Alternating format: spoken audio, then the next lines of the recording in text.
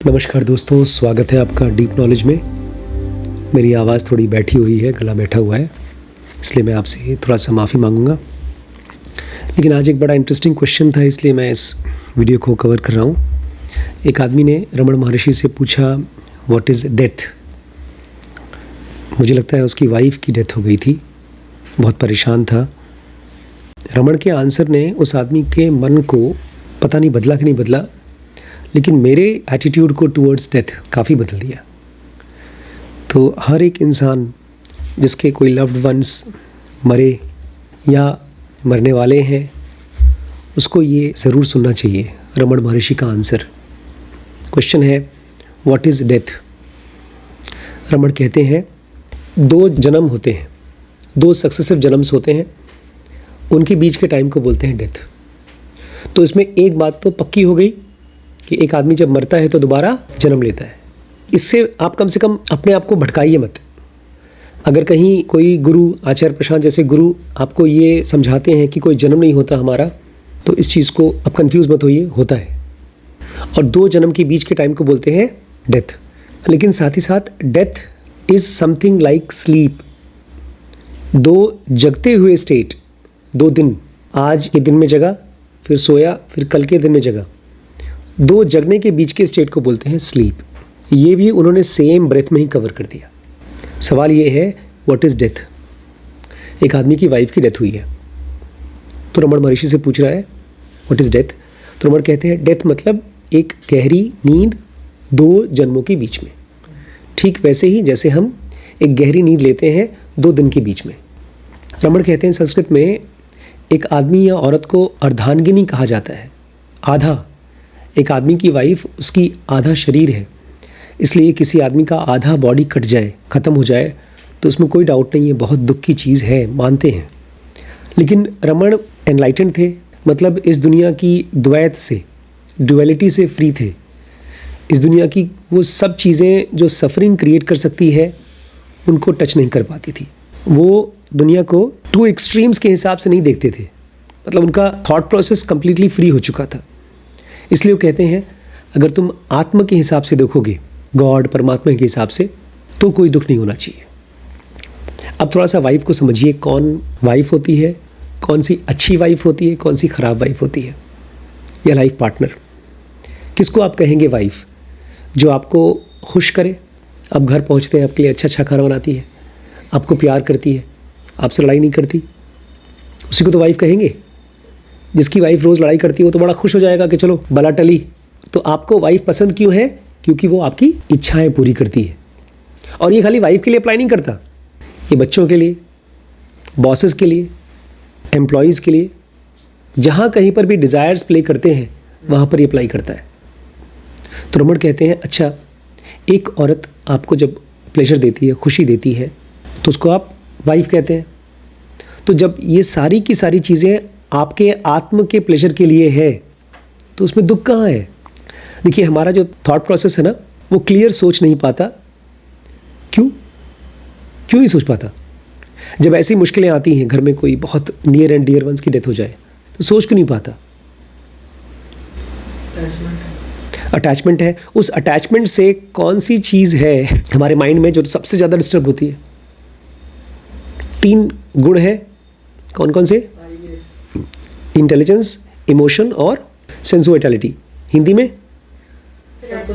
सत्व, रजस, तमस। तो इन तीनों में से कौन सा चीज़ है जिसको सबसे ज़्यादा धक्का लगता है?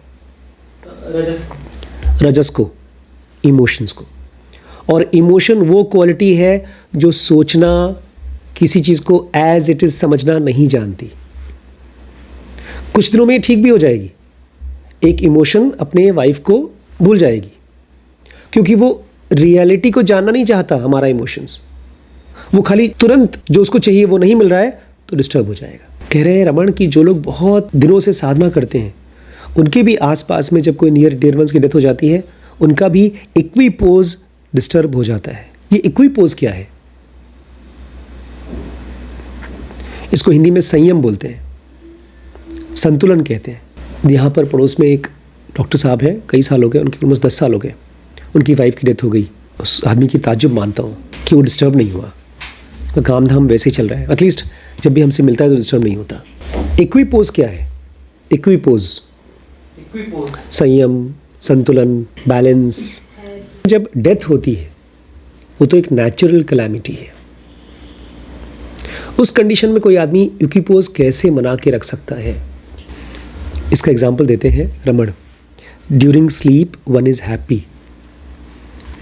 यहाँ पर जितने लोग भी बैठे हैं ना, अपनी स्लीप को अब धीमे धीमे पहचान गए। हमारी स्लीप सीरीज़ को अगर आप देख रहे हैं तो आपकी स्लीप ठीक हो जाएगी। स्लीप एक स्पिरिचुअल क्वालिटी है, क्योंकि during sleep one is happy. इस चीज़ को अपने आप को बताइए कि जब आप कोई मजाकिया कॉमेडी वीडियो देखते हैं और हंसते हैं, खिलखिलाते हैं, तो वो खुशी नहीं है, वो एक तरह का द्वैत है, पोलैरिटी है।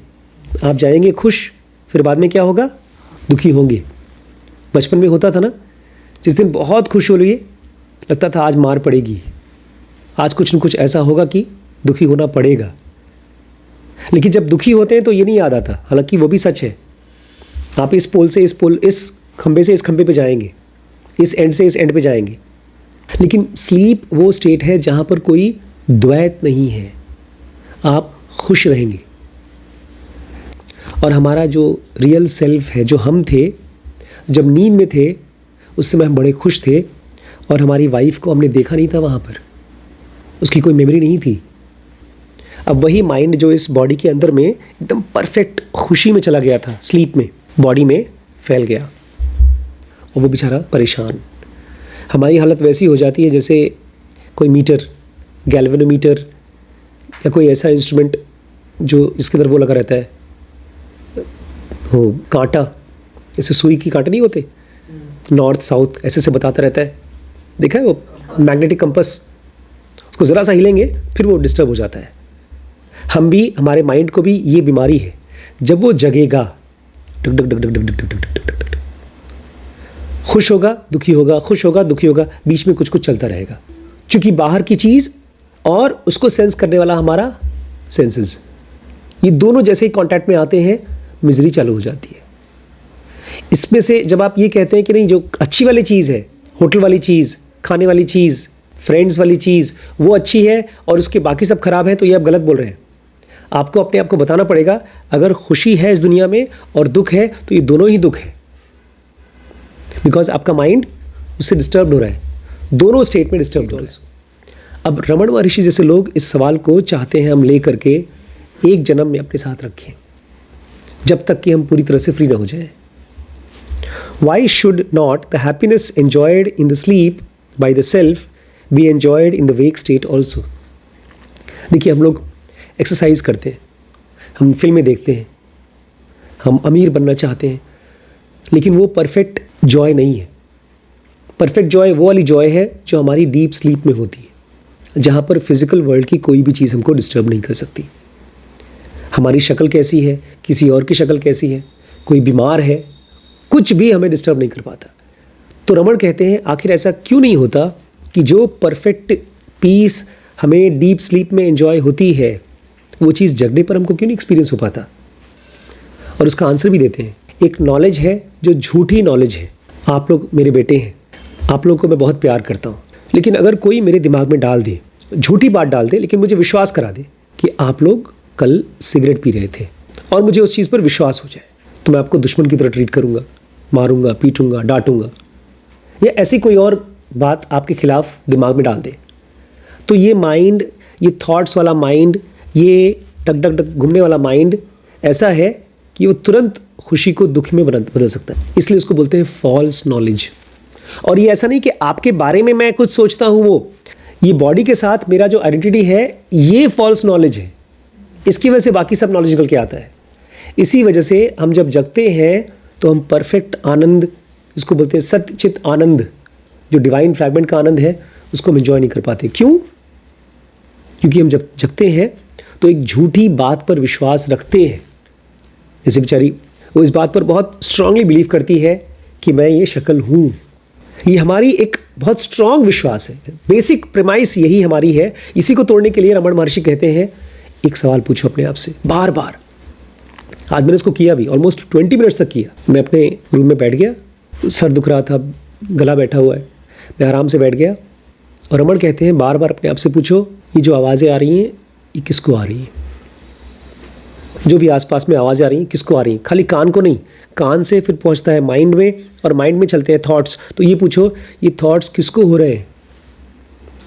और बहुत आराम से जब मैं सुन रहा था तो पड़ोस में खूब जोर से चीखने की आवाज़ आई, एक बच्ची की चीखने की आवाज़ आई, फिर कुछ आदमियों की चीखने की आवाज़ आई पीछे वन विभाग से।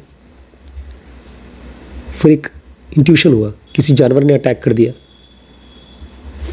परसों हमारे सेंटर पे भी अटैक हुआ था। एक पेशेंट बैठी हुई थी और पीछे एक बंदर आया, खच करके हाथ से पंजा मारा और भाग गया। बार बार मैंने अपने आप से पूछा ठीक है, जो कुछ बाहर हो रहा है, कोई बंदर है, कोई शोर है, कोई बीमार है, वो तो सब ठीक है, लेकिन ये थॉट्स किसको हो रहे हैं।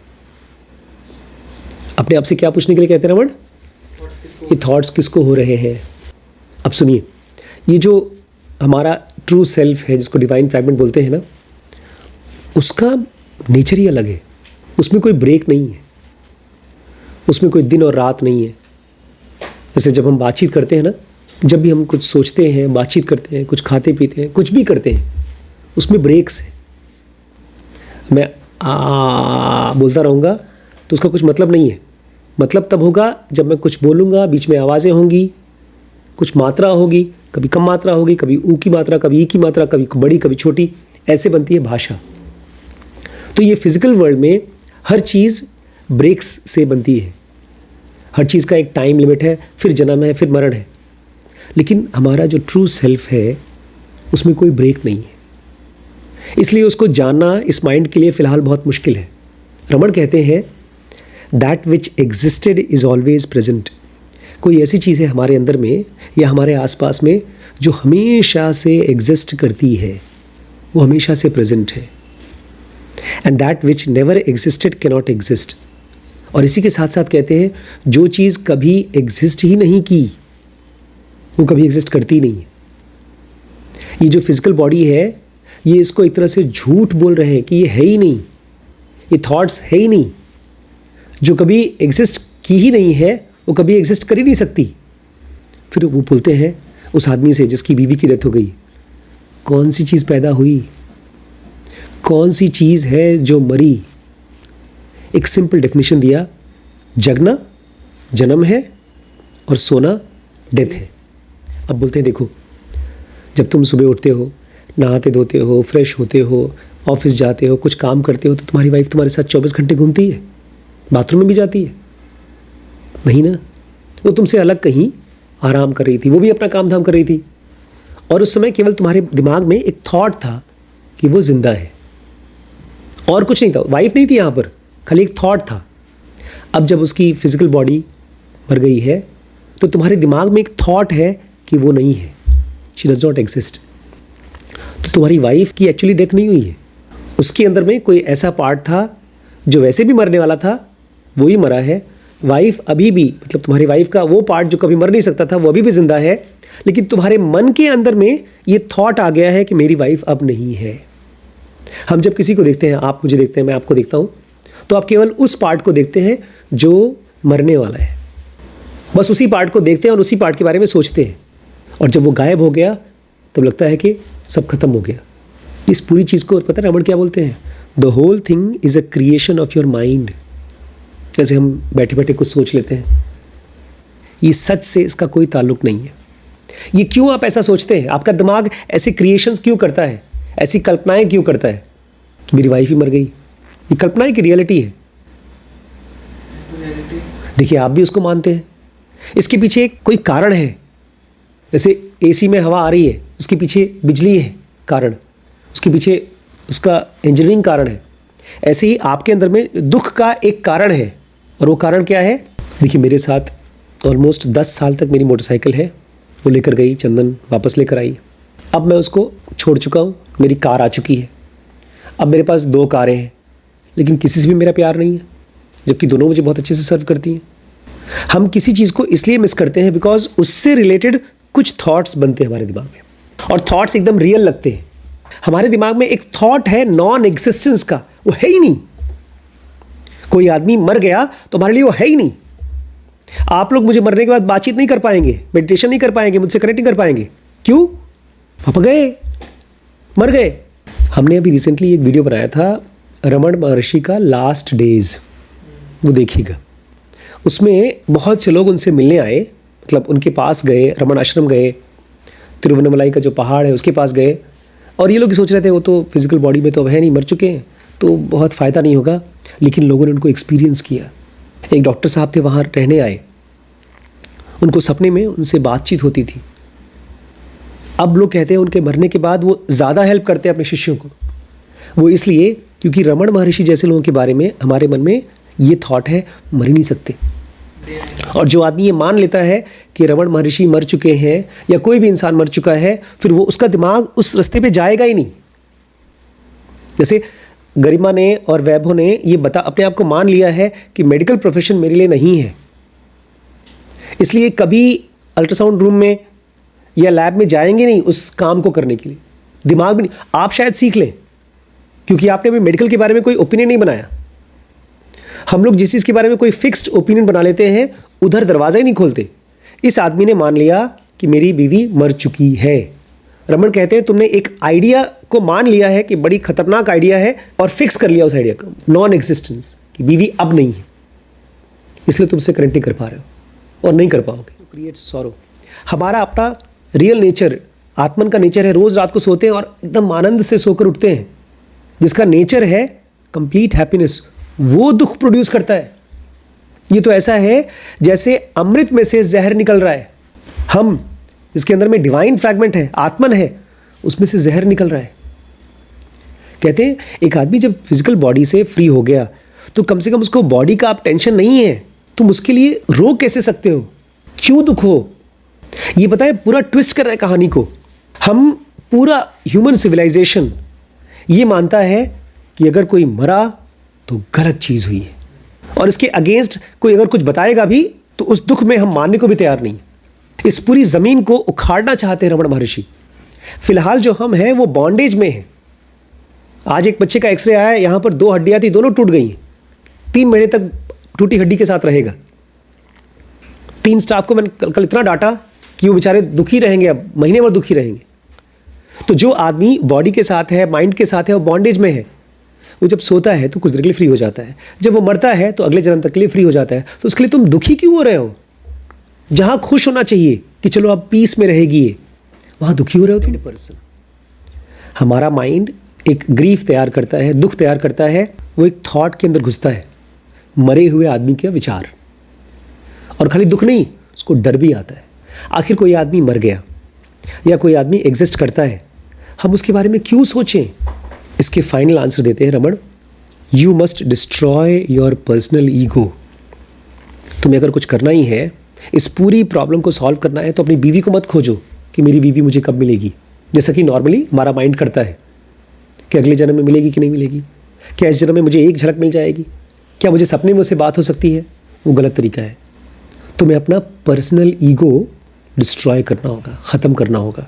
अगर तुम्हारा ईगो पूरी तरह से ख़त्म हो जाएगा तो कोई दुख नहीं होगा। इसमें जो भी चीज़ें तुम्हें अपने बारे में खुश करती हैं, इसको बोलते हैं फीलिंग ऑफ आई। अपनी क्वालिटीज़ के बारे में, अपनी शक्ल, अपनी हुनर, अपने हैसियत, इस तरह की बहुत सी चीज़ें हैं जो आपको अपने बारे में खुश करती हैं। उसको पहचान लो कि ये मैं नहीं हूँ, और धीरे धीरे इसी प्रोसेस में आपका ईगो डिज़ोल्व हो जाएगा। जब तक हमारा ईगो रहेगा, मैं अपनी बीवी को नहीं याद कर रहा हूँ, मैं अपनी बीवी को याद कर रहा हूँ, नहीं समझे?